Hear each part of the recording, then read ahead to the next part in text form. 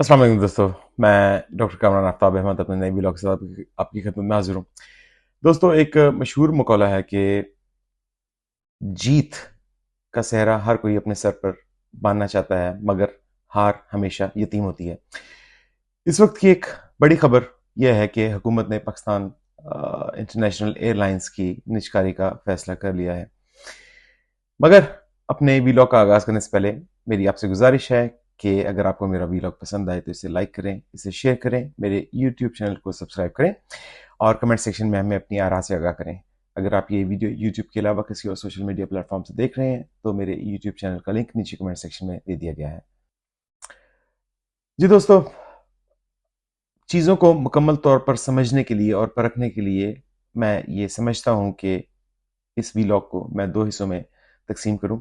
इस सिलसिले की पहली किस्त के साथ आज मैं हाजिर हूँ और कल मैं इंशाल्लाह इस सिलसिले की दूसरी किस्त के साथ आपकी खिदमत में हाजिर हूँगा। जी दोस्तों, इस वक्त की पाकिस्तान मीडिया की एक सबसे बड़ी खबर यह है कि ब्लू वर्ल्ड सिटी नामी ग्रुप है जो जिनके कुछ और भी कारोबार हैं पाकिस्तान में, उन्होंने पीआईए को 10 अरब रुपए में खरीदने की दिलचस्पी जाहिर की है। इस सिलसिले में हुकूमत ने कुछ रोज पहले एक टेंडर तलब किया था इस बोली के लिए, जिसके लिए गालबन 5 कंपनीज ने अपना इंटेंट शो किया था, उन्होंने दिलचस्पी जाहिर की थी इस बिडिंग के लिए। मगर अब तक की इतलात के मुताबिक मुबैना तौर पर Pakistan premiere intelligence agency ISI ने इन 5 में से 4 कंपनीज को एक शट ऑफ कॉल दी है, उन्हें डराया धमकाया है और उन्हें कहा है कि वो इस बिडिंग में हिस्सा ना लें। इसके नतीजे में सिर्फ एक ही कंपनी ने बिडिंग में हिस्सा लिया। दो कि जो इनिशियल बिडिंग की रकम रखी गई थी, यानी कि बोली की रकम, वो 85 अरब रुपए रखी गई थी हुकूमत की जानिब से, मगर इस ग्रुप ने सिर्फ 10 अरब रुपए ही हुकूमत को ऑफर किए। अब ये मामला एक पार्लिमानी कमेटी को भिजवा दिया गया है कि वो इसे असेस करें और देखें कि वो इन 10 अरब रुपयों में इस ग्रुप को क्या पेश कर सकते हैं, यानी कि पीआईए का क्या मुकम्मल तौर पर इनके हवाले कर दिया जाए या उसका कुछ हिस्सा इनके हवाले किया जाए, क्योंकि वो ग्रुप बहरहाल 10 अरब रुपए से ज़्यादा किसी कीमत पर राजी नहीं है। अब दोस्तों, दो ही सूरत हाल हो सकती हैं। पहली सूरत हाल तो ये हो सकती है कि इसी 10 अरब रुपए में ये पार्लिमानी कमेटी फैसला करे कि पीआईए को भेज दिया जाए, और अगर ये सूरत हाल हुई तो हमें कोई शक नहीं होना चाहिए कि आईएसआई की इन्वॉल्वमेंट की वजह आईएसआई इसमें ज़रूर इन्वॉल्व होगी और उसकी वजह से ये बिडिंग पॉसिबल हुई होगी। तो मेरा ख्याल है कि फिर आईएसआई भी इसमें से बहुत सारा माल पानी कमाएगी। लेकिन अगर सूरत हाल इसके बरक्स होती है और हुकूमत इस 10 अरब की पेशकश को ठुकरा देती है, तो फिर मैं आईएसआई को बिल्कुल मोरद इल्ज़ाम नहीं ठहराऊंगा कि उन्होंने किसी स्टेज पर किसी कंपनी को इस बिडिंग प्रोसेस से आउट किया। और बहरहाल अब होता क्या है, इसके लिए हमें थोड़ा सा इंतज़ार करना पड़ेगा। बहरहाल दोस्तों, आज खैबर पख्तूनख्वा की हुकूमत ने भी ऐलान किया है कि वो पीआईए को ख़रीदने में दिलचस्पी ले रहे हैं, और दो कि वो इस बिडिंग के प्रोसेस में इन्वॉल्व नहीं थे, लेकिन उनकी इंटेंशन है, या शायद उन्होंने हुकूमत वक्त को, यानी कि वफाकी हुकूमत को ख़त भी लिख दिया है कि वो पीआईए को ख़रीदना चाहते हैं। जी दोस्तों, पीआईए को बेचने की और औने पौने दामों बेचने की ये हुकूमत की पहली कोशिश नहीं है। माजी में भी बारहा इस तरह की कोशिशें की गई हैं, और ख़ासकर जब पाकिस्तान मुस्लिम लीग नून की हुकूमत होती है तो उन्होंने ये कोशिश मुतअद्दिद दफ़ा की, लेकिन सियासी वजूहात की बिना पर उन्हें अपना ये फैसला माजी में वापस लेना पड़ा। बहरहाल वक्त के साथ साथ जो एक रेजिस्टेंस थी सिविल सोसाइटी में इस हवाले से, वो अब कम से कम होती जा रही है। फिर उसके अलावा जो पाकिस्तान मुस्लिम लीग नून की हुकूमत है, उसे अपने ज़ाहरी जो उनका एक होता है इमेज बिल्डिंग, उसमें कोई ख़ास दिलचस्पी नहीं है, क्योंकि उन्होंने अपनी मकबूलियत जनरल इलेक्शंस 2024 में देख ही ली। और अब अगर पाकिस्तान मिलिट्री इस्टेब्लिशमेंट वाकई ये चाहती है कि वो इस सफ़ेद हाथी से छुटकारा हासिल करें, تو پھر اگلے کچھ ہفتوں مہینوں میں یہ پی آئی اے کو اونے پونے داموں بیچ ہی دیا جائے گا۔ بہرحال دوستو، میں بطور عام پاکستانی اس خبر سے بہت افسردہ ہوں، کیونکہ میری جنریشن یا مجھ سے ایک جنریشن پہلے کے جو لوگ ہیں، انہوں نے پی آئی اے کا جو کمال عروج دیکھا ہے، وہ اپنی جگہ ایک مثال تھا۔ کبھی پی آئی اے عام پاکستانیوں کی آنکھ کا تارا تھا۔ یہ کہنے کو تو صرف ایک قومی ادارہ تھا، مگر اس پر ہر پاکستانی کو، خواہ اس کا تعلق پاکستان کے کسی بھی علاقے سے ہو، پاکستان میں رائج مذاہب میں سے کسی مذہب سے اس کا تعلق ہو، کوئی بھی وہ زبان بولتا ہو، کسی سیاسی پارٹی کو وہ سپورٹ کرتا ہو، اس کے باوجود تمام پاکستانی پی آئی اے پر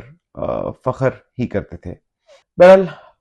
پی آئی اے نے دنیا کی متعدد ایئر لائنز کے بانی کے طور پر کام کیا، اور اسے ان ایئر لائنز کے بانی کے طور پر ہی یاد رکھا جائے گا۔ اس کے زوال کے اسباب کیا ہیں، یہی میرا موضوع ہے۔ اورینٹ ایئر ویز نامی ایک کمپنی نے 1946 میں کلکتہ میں اپنے کام کا آغاز کیا، اور پاکستان بننے کے ساتھ ہی یہ کمپنی پاکستان میں شفٹ ہو گئی، اور یہاں سے انہوں نے اپنی سروسز کا آغاز کر دیا۔ 1955 میں اسے نیشنلائز کر لیا گیا، اور پی آئی اے کارپوریشن نامی ایک کمپنی قائم کی گئی، جس نے انٹرنیشنل سروس کا آغاز کیا۔ اور پھر 1964 میں یہ جو نان کمیونسٹ ایئر لائنز ہیں، پی آئی اے ان میں دنیا کی پہلی ایئر لائن تھی کہ جس نے چائنا میں اپنے آپریشنز کا آغاز کیا۔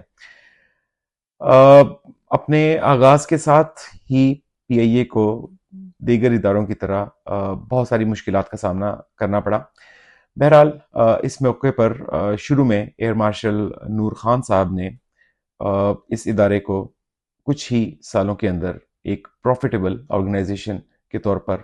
منوا لیا، اور پھر اسی چیز کی کنٹینیوٹی آگے ایئر مارشل اصغر خان صاحب نے بھی کی۔ نمبر 8۔ تو دوستو، پی آئی اے کی تباہی کے بہت سارے اسباب ہیں، بہت سارے عوامل ہیں۔ ان میں سے کچھ عوامل تو ایسے ہیں جن پر ہم کنٹرول کر سکتے تھے، یا جس پر کنٹرول پانا چاہیے تھا، لیکن شاید ارباب اختیار نے اس پر اتنی زیادہ توجہ نہیں دی۔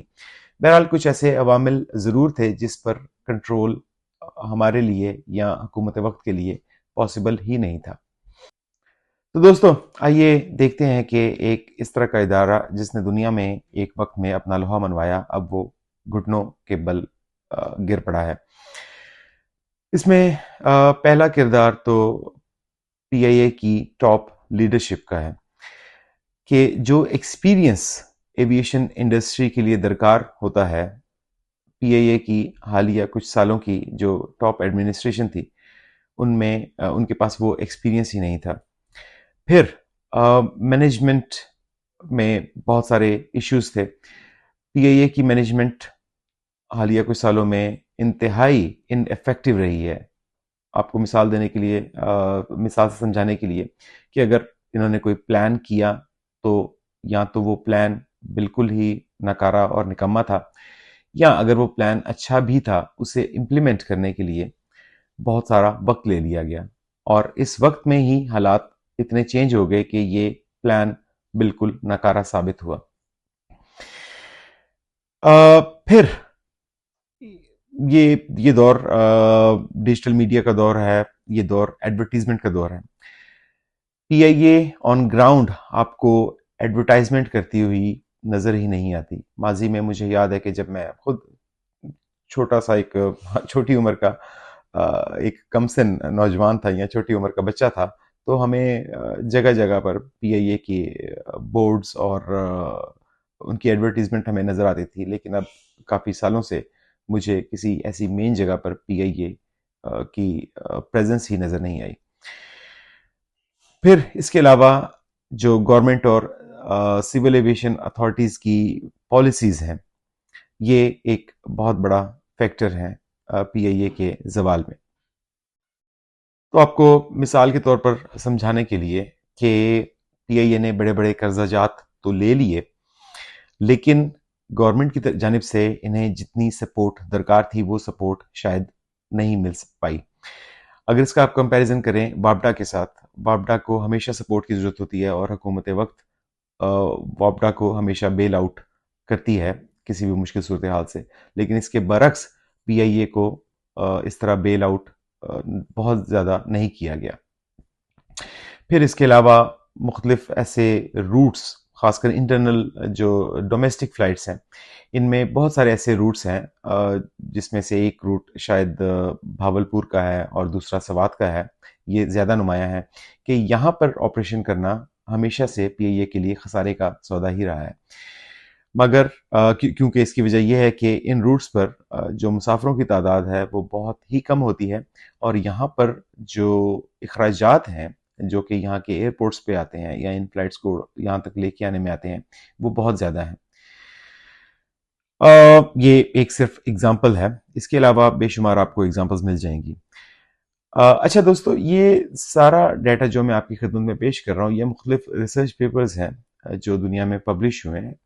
بڑے بڑے جریدوں میں، اور یہ ڈیٹا میں وہاں سے آپ کی خدمت میں پیش کر رہا ہوں۔ اگر آپ میں سے کسی کو مزید انفارمیشن اس ڈیٹا کے بارے میں درکار ہو تو آپ مجھ سے رابطہ کر سکتے ہیں۔ پھر فیول پرائسز دنیا میں بہت زیادہ فلکچویٹ کی پچھلے کچھ سالوں میں، اور عام طور پر فیول پرائسز اوپر ہی گئیں، لیکن پاکستان کا ایک بہت بڑا مسئلہ یہ ہے کہ ہماری جو کرنسی ہے وہ سٹیبل نہیں ہے۔ کرنسی کی ڈی ویلیویشن اور ساتھ ہی اس کے ساتھ فیول پرائسز کا انکریز ہونا، اس نے ایک ڈبل سارڈ ایج کے طور پر کام کیا اور پی آئی اے کو تباہ و برباد کر دیا۔ دوستو، اس کے علاوہ پی آئی اے کے پاس جو جہاز ہیں وہ بہت ہی پرانے ماڈل کے ہیں، ان کی فیول ایفیشنسی کم ہے۔ جو جدید جہاز استعمال کیے جا رہے ہیں اس وقت مختلف ایئر لائنز کے پاس ہیں یا دنیا میں موجود ہیں، اگر ان میں آپ ایک ٹکٹ ان کا ایک بائی کریں تو اس ٹکٹ کا یوزلی جو 30% ہوتا ہے وہ فیول کاسٹ میں وہ ایئر لائن استعمال کرتی ہے، لیکن پی آئی اے کی اگر آپ فگرز دیکھیں تو یہ جو فیول کاسٹ انہیں پڑتی ہے وہ 40 to 45% آف دا ٹکٹ ہوتی ہے، اور اس کی وجہ یہ پرانے انجنز ہیں جن کی ایفیشنسی بہت کم ہے۔ پھر ماضی میں 9/11 کا واقعہ ہوا، اس سے پوری دنیا کی جو ایئر انڈسٹری ہے اس پہ خاصا اس کو فرق پڑا، اور پی آئی اے کو بھی یہ استثناء حاصل نہیں تھا، لیکن چونکہ پی آئی اے پہلے ہی خسارے میں چل رہی تھی تو یہ اس میں مزید تباہی ہوئی 9/11 کے واقعات کے بعد۔ پھر مینٹیننس پرابلم ایک بہت بڑا ایشو ہے کہ آپ جہاز لے تو لیتے ہیں لیکن آپ اسے پراپرلی مینٹین نہیں کر پاتے، اس کی ٹائم پہ سروس نہیں ہوتی، اس کے پارٹس آپ ٹائم پر تبدیل نہیں کرتے، آپ جگاڑ لگا کر جہازوں کو اڑانے کی کوشش کرتے ہیں جو کہ کئی دفعہ کامیاب بھی ہو جاتا ہے، مگر یہ ایک پائیدار حل نہیں ہے۔ تو جب یہ جہاز کام کرنا بند کر دیتے ہیں تو ان میں ان کے انجنز میں یا جو ان کی ٹیکنالوجی ہے ان کو بہت سارا ڈیمیج ہو چکا ہوتا ہے، کیونکہ آپ نے ایک جگاڑ لگا کر جہاز کو اڑانے کی کوشش کی۔ یہ ایک بہت بڑا پرابلم ہے۔ اس وقت بھی شاید پی آئی اے کے نیئرلی 60% جو ایئر کرافٹس ہیں وہ گراؤنڈڈ ہیں، یعنی کہ وہ کام نہیں کر رہے، اور آپ ان کا خرچہ بہرحال اٹھاتے جا رہے ہیں۔ پھر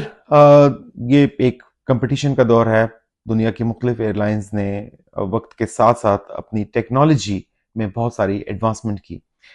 کہ اب جو ایئر لائن ہے یا کوئی بھی جہاز ہے وہ صرف سفر کا ایک ذریعہ نہیں رہ گیا، بلکہ آپ اگر لمبے ٹائم کے لیے آپ کو جہاز میں بیٹھنا پڑے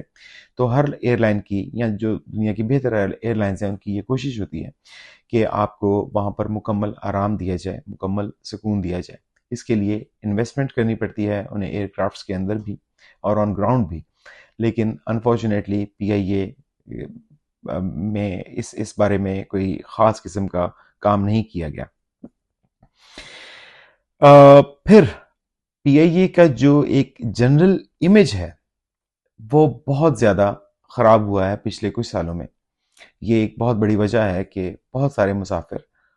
ہچکچاتے ہیں پی آئی اے میں سفر کرنے کے لیے۔